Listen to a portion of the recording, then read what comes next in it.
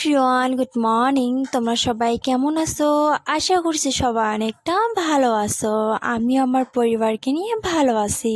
আজকে আবার একটা নতুন ব্লগ নিয়ে তোমাদের মাঝে চলে আসলাম। ভিডিওটা স্কিপ না করে পুরো ভিডিওটা দেখে যাবেন। আম্মুকে হসপিটাল থেকে নিয়ে আসার পরে আম্মুকে রোজ সকালে একটা করে ডিম দেওয়া হয় খাওয়ানোর জন্য। তারপর আম্মুর এখানে ডিম খাওয়া হয়ে গেলে আমরা চা পানি খাওয়া কমপ্লিট করি। আব্বু না এই কাঁচা ভুট্টা গুলা বাজার থেকে আনছে, তাই এখানে পুড়িয়ে নিলাম ফার্স্টে উনুনে পুরানো হয়ে গেলে তারপর আমি এখানে নুন আর লেবুর রস দিয়ে মাখিয়ে নিচ্ছি। এরকম করে খেতে আমাকে অনেক বেশি ভালো লাগে। কারা কারা এরকম করে খাও কমেন্ট করে জানাবে। কিন্তু এটা খাচ্ছি আর আম্মু এখানে লোকাল মুরগি কেটে নিচ্ছে। এটা না দুপুরে খাওয়ার জন্য বানাবে আম্মু।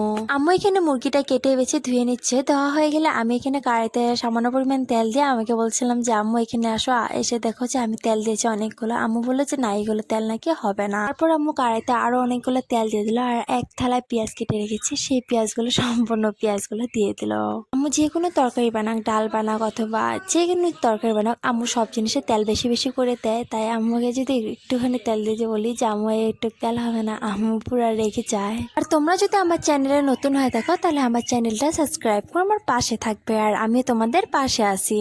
তারপর আম্মু এখানে সমস্ত পেঁয়াজগুলো লাল লাল করে ভেজে নিল। ভাজা হয়ে গেলে তারপর এখানে আম্মু যে মশলাগুলো মিক্সার করে রেখেছে সেই মশলাগুলো দিয়ে কষিয়ে নিচ্ছে। কষানো হয়ে গেলে তারপর আম্মু এখানে মাংসগুলো দিয়ে নাড়াচাড়া করে 30 মিনিটের মতন কষিয়ে নিল। কষানো হয়ে গেলে এখানে কাজু বাদাম গুঁড়ো করে দিয়ে দিচ্ছে। গুঁড়ো করে দেওয়া হয়ে গেলে আবারও নাড়াচাড়া করে 10 মিনিটের মতন কষিয়ে নেওয়ার পরে নামিয়ে নিবে। তারপর আমি গোসল করে দুপুরে খাওয়া দাওয়া কমপ্লিট করে সন্ধ্যা হতে আমি একটা কফি নিয়ে বসে পড়ছি। আর কফি দিয়ে একটা জিনিস বানাবো, মানে কফি বানাবো বলতে গেলে হয়। এখানে আমি একটা কফি নিয়েছি। তারপর বোতলের মধ্যে সামান্য পরিমাণ কফি, একটুখানি জল আর সামান্য পরিমাণ চিনি দিয়ে ভালো মতন ফিটিয়ে নিচ্ছি।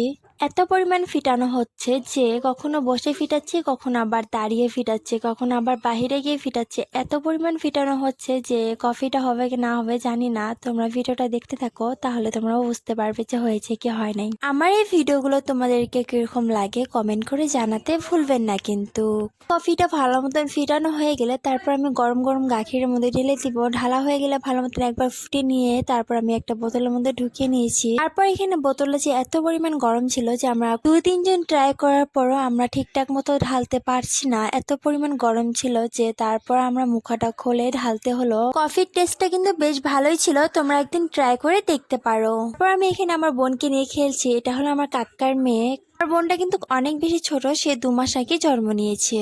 বাড়িতে যদি ছোট ভাই বা বোন থাকে তাদেরকে নিয়ে বেশিটা সময় কেটে যায়, কারণ তারা ছোট বাচ্চা, তার দেখতে অনেকটা কিউট হয় আর তাদেরকে কোলে নিতে অনেকটা বেশি ভালো লাগে। আমার এই ছোট বোনটার নাম রাখা হয়েছে রুহি আর আমি তাকে আদর করে রাখি মনু করে। আজকের ভিডিও এটুকুই। ভিডিওতে কিছু ভুল হয়ে থাকলে কমেন্ট করে জানাবে কিন্তু। আর আমি তোমাদের সাথে দেখা করছি পরের ব্লগে।